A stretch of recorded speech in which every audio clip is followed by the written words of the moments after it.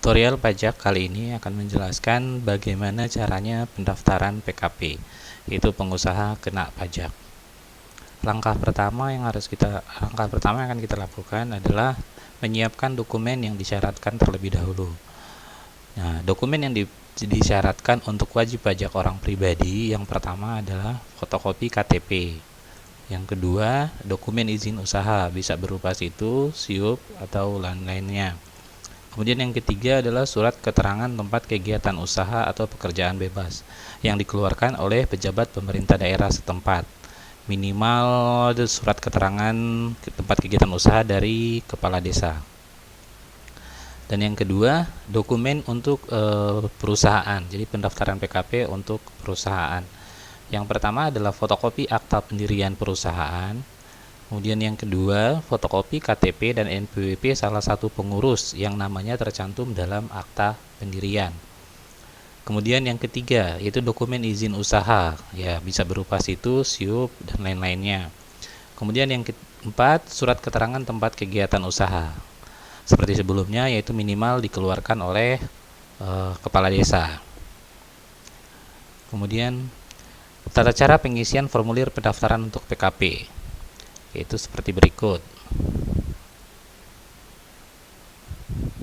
Nah, beginilah penampakan dari formulir pengukuhan pengusaha kena pajak. Jadi formulir pendaftarannya bentuknya seperti ini. Nah, dalam contoh berikut adalah yang dicontohkan adalah untuk pendaftaran PKP untuk perusahaan, yang nanti dijelaskan juga bagaimana untuk orang pribadi. Jadi kita bisa mulai dari sini, jenis pengukuhannya kita pilih beri tanda silang pada permohonan wajib pajak, kemudian kategorinya masuk dalam kategori yang mana. Dalam hal ini karena pendaftarannya perusahaan, maka kita isi pilih yang nomor 1 di tanda silang sini, kemudian statusnya pusat, jadi bukan perusahaan yang sifatnya cabang. Nah, kalau orang pribadi kita pilih yang nih, angka nomor 2, dan tinggal pilih status cabang, pusat, atau OPPT. Nah, NPWP perusahaannya diisi di sini, NPWP perusahaannya, kemudian masuk ke bagian identitas wajib pajaknya. Jadi perusahaan ini namanya CV maju mundur. Jadi kita isi di sini maju mundur. Kemudian kalau orang pribadi nanti gelar depan sama gelar belakangnya diisi juga. Jenis kegiatan, jadi perusahaan maju mundur ini bergerak di bidang jasa konstruksi, diisi di sini. Kalau ini nggak perlu diisi karena diisi oleh petugas pajak. Nah, merek dagang dan usaha diisi juga memiliki merek dagang dan usaha. Kemudian bagian 4, ini alamat tempat kegiatan usahanya. Jadi tempat kegiatan usaha itu berada di mana. Jadi alamatnya diisi di sini, termasuk nomor telepon, nomor handphone, dan email jika ada.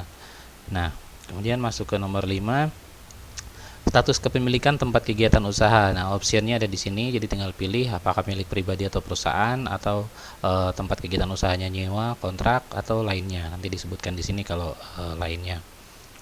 Identitas pimpinan penanggung jawab. Nah, identitas pimpinan penanggung jawabnya ini diisi kalau khusus untuk pendaftaran yang perusahaan. Jadi kalau pendaftaran yang orang pribadi, untuk PKP orang pribadi tidak perlu diisi bagian yang ini. Jadi namanya di sini Roni, jabatannya sebagai direktur di perusahaan CV maju mundur tersebut. Kemudian kebangsaan Indonesia, nomor KTP-nya ini NPWP, kemudian alamatnya, alamat domisili si penanggung jawabnya itu.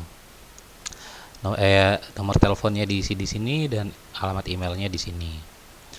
Nah, terakhir kita baca pernyataannya, kemudian tempat dan tanggal kita isi, kasih nama direkturnya tadi si Roni, kemudian di tanda tangan sama cap perusahaan kalau perusahaan.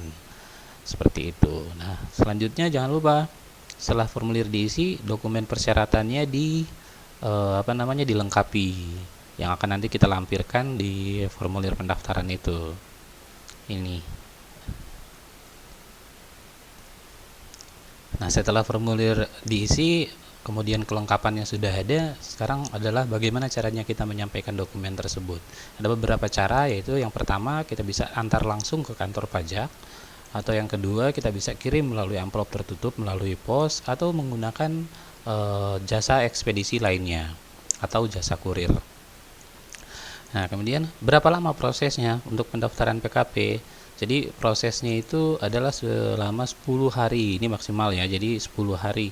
Jadi dalam 10 hari ini ada petugas pajak akan datang melakukan verifikasi verifikasi tempat kegiatan usaha untuk memastikan kegiatan verifikasi itu untuk memastikan keberadaan tempat kegiatan usahanya. Ya, seperti itu. Dan hasilnya adalah surat pengukuhan pengusaha kena pajak atau yang biasa disebut dengan SPPKP. Demikianlah tutorial pendaftaran untuk pengusaha kena pajak. Terima kasih dan nantikan tutorial pajak selanjutnya.